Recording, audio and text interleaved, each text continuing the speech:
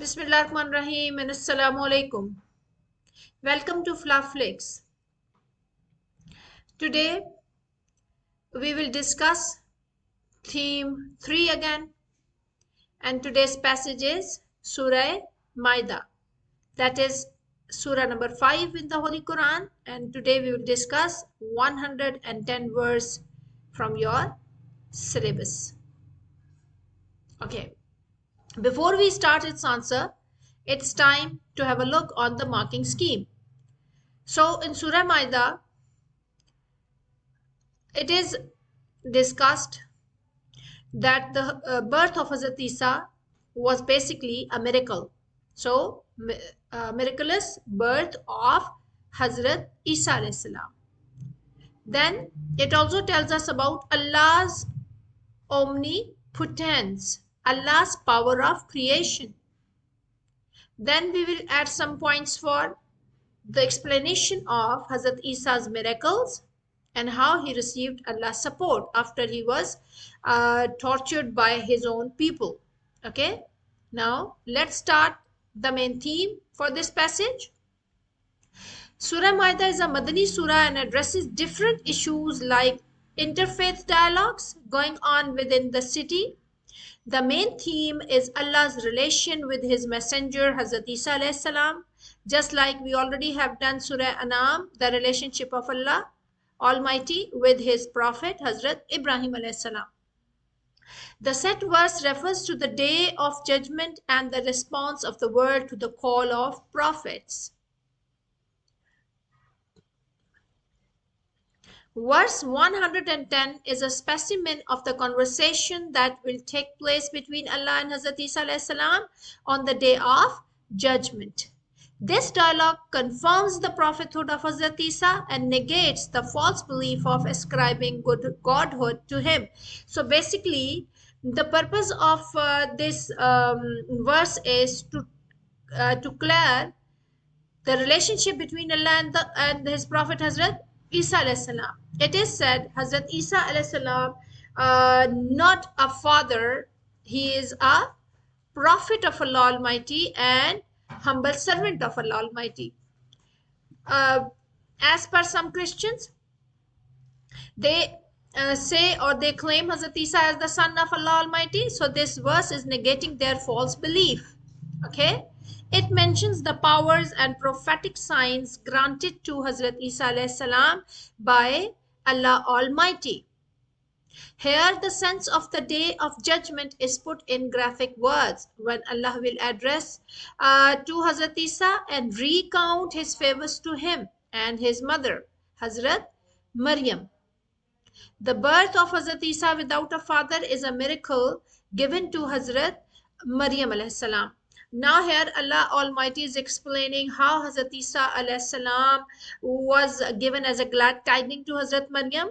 And we all know Hazrat Maryam was a chaste woman, and Hazrat Isa was a good news to her when Hazrat Angel Jibrail was sent to Hazrat Maryam, and Hazrat Angel Jibrail told Hazrat Maryam, Allah is giving you a son. Hazrat Maryam answered, how can I have a son when I'm not married and no man touched me and I am a chaste lady? Then Hazrat Jibrail told her, if Allah wills, Allah can do whatever he wants to. Okay, he says be, and it becomes.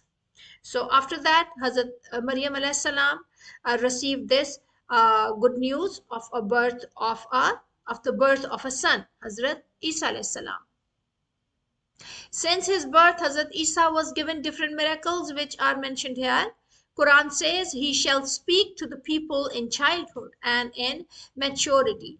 After Hazrat Isa alayhi salam was born to Hazrat Maryam, Hazrat Maryam asked Allah Almighty, how will I defend myself when people will talk bad about me, or they will question me about the child? So Allah Almighty told her, no need to utter even a single word. You will point to the child. He will clarify this. When Hazrat Maryam did the same, so Hazrat Isa was given the power to talk to people while he was just an infant. So this was a miracle. His birth was a miracle, and his speaking in childhood is also a miracle. Miracle of putting spirit into a bird, speaking eloquently in all ages, curing incurable diseases, and knowledge of the books, Torah and Injil.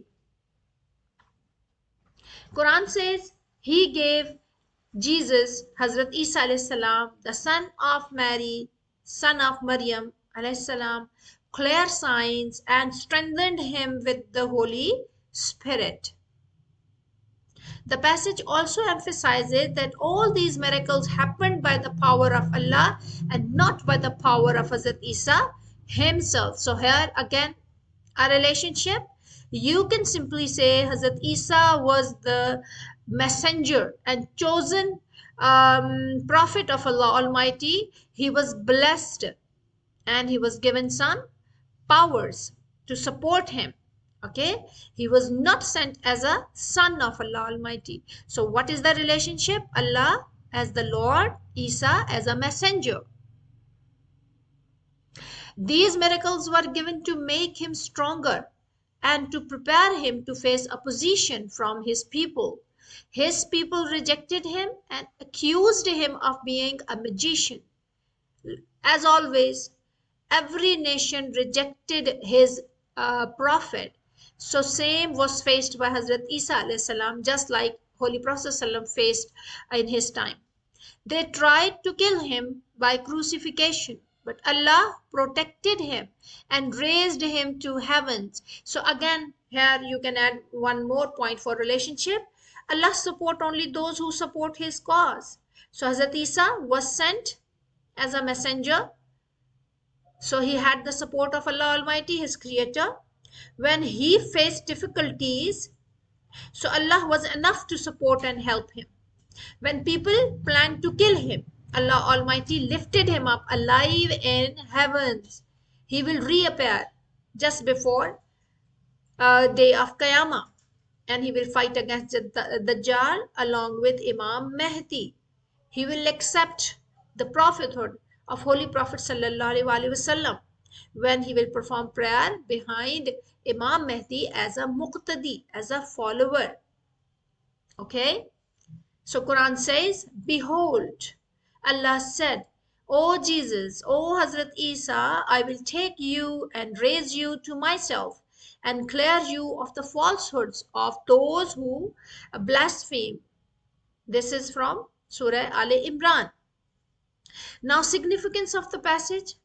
Same strategy will be applied here as well. We will focus on the keywords again, but way is totally different. We will try to see the change or to implement the main theme in our own lives. We will explain how this main theme can affect our own lives. Okay.